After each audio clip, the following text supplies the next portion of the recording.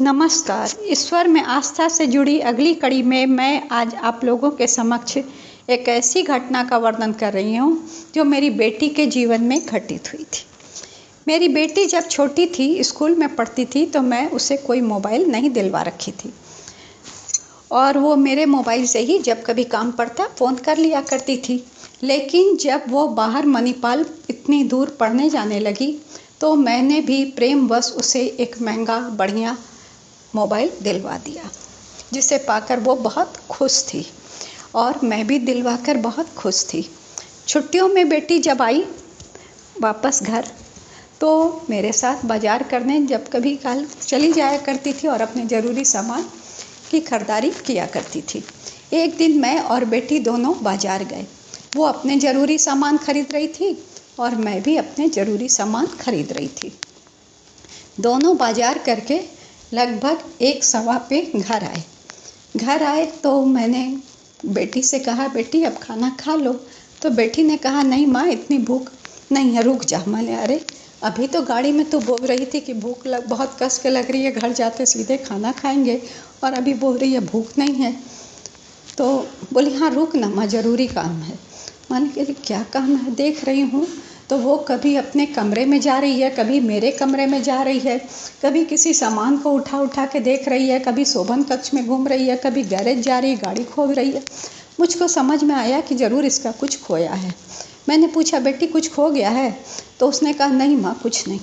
बोले, नहीं बेटा, कुछ तो खोया है, तू सच सच बता बेटा, दुखी क्यों है? तब उसने कहा, हाँ माँ, मोबाइल नहीं मिल रहा है। जब आई बाज़ार से तो जींस की पॉकेट में मोबाइल नहीं था, वही ढूंढ रही हूँ। तो मैंने उसे तसल्ली दिलाने के लिए कहा, बेटा खाना खा ले, उसके बाद दोनों ढूंढेंगे, मिल ही जाएगा, इधर उधर होगा। तो बोले, नहीं माँ, जींस की पॉकेट में ही नहीं था। तो कैसे मिलेगा? और आजकल मोबाइल खोना भी बड़ी आफत है, पुलिस में दर्ज कराना पड़ता है, सब कुछ है। तो मैंने उसे तसल्ली दिलाते हुए कहा, नहीं बेटा, वो सब की नौबत नहीं आएगी, तुम 4 बजे तक, 4:30 बजे तक इंतज़ार करो।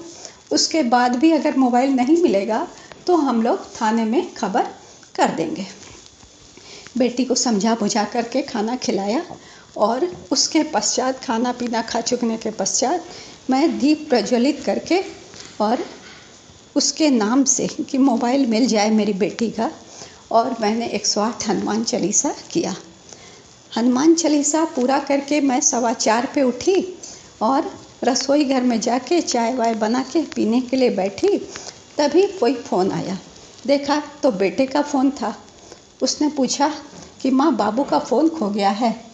मेरा बेटा अपनी बहन को बाबू ही कहता है। तो मैंने कहा, हाँ, लेकिन तुझको कैसे पता? तो बोले, अभी एक लड़के का फ़ोन आया था, उसने कहा कि आपकी बहन का मोबाइल जो है वो गिरा हुआ मिला था और उसका ऊपर का स्क्रीन जो है वो डैमेज हो गया है। उसमें से मैंने आपका नंबर लेकर के भाई के नाम से जो उसमें सुरक्षित था उसको निकाल करके आपको फ़ोन किया है। आप आ करके अपना मोबाइल बहन का ले जाइए। मेरे बेटे ने उससे कह दिया, ठीक है। और उसने, लड़के ने अपना मोबाइल नंबर, नाम वाम सब कुछ, जगह का नाम कि कहाँ मिलेगा, सब कुछ बता दिया और बेटे ने वो सारी जानकारी मुझे दे दी। अब दिक्कत ये थी कि उस लड़के ने बताया था कि वो शाम 7 बजे तक गमरिया में और किसी हॉस्पिटल के पास में, चाय दुकान के पास में रहेगा, तो तब तक आकर ले ले। अब इतनी शाम को अकेले जाना, बेटी को भेजना वो भी संभव नहीं था, बेटी को साथ लेके जाना वो भी उचित नहीं था। तब मैंने सोच समझकर अपनी बहन के बेटे अमित को फ़ोन किया। अमित मेरी बेटी से 1 साल छोटा है, लेकिन वो हष्ट-पुष्ट है। कराटे करने के कारण वो मेरी बेटी से अधिक उम्र का भी दिखता है और शरीर से इतना पुष्ट है कि 5-6 लड़कों पर भी वो भारी पड़े। तो मैंने उसे बुलाया, वो आया।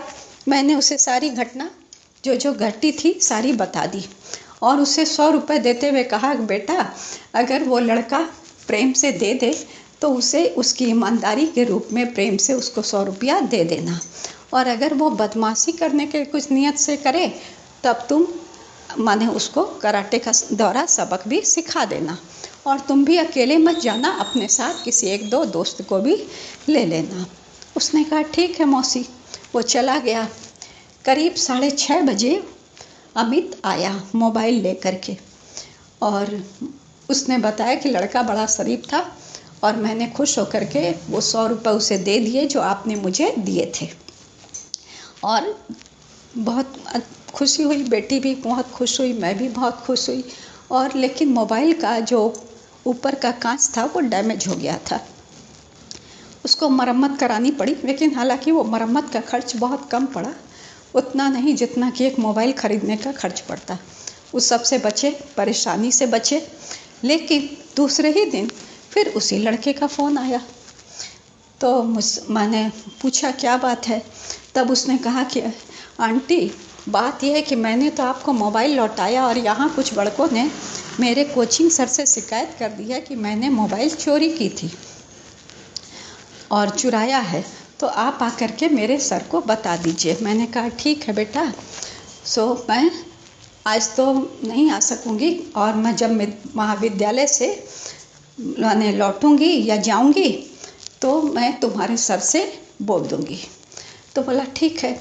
दूसरे दिन प्रातः 10 बजे जब मैं महाविद्यालय को निकल रही थी, उसके कोचिंग इंस्टीट्यूट गई, वहाँ उसके सर से मिली और उसके सर को मैंने सारी बातें बता दी और उस लड़के को बुलवाया भी और उसको शाबाशी भी दी, आशीर्वाद दिया।